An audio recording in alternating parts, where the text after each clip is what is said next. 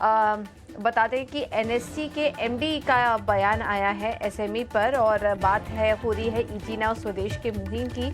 हमने SME IPO और शेयरों से निवेशकों को सावधान करने की मुहिम चलाई थी। अब उस मुहिम का असर भी दिखने लगा। एनएससी के एमडी आशीष कुमार चौहान ने भी इस मामले पर कहा कि मार्केट सर्विलांस कमेटी ने इस मामले पर अपनी सतर्कता बढ़ा दी है और जरूरत पड़ने पर सख्त नियम लागू किए जाएंगे। आइए आपको सुनवा देते हैं। Too much of SME sort of framework also, SMEs getting too much funding or their prices going up is also bad.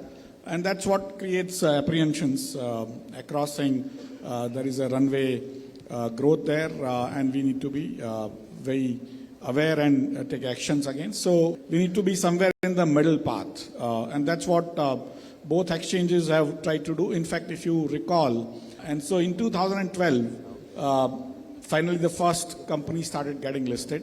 Now, almost 1,000 companies have got listed in small markets. Many of them, as expected, have not done so well. Some of them have done very well.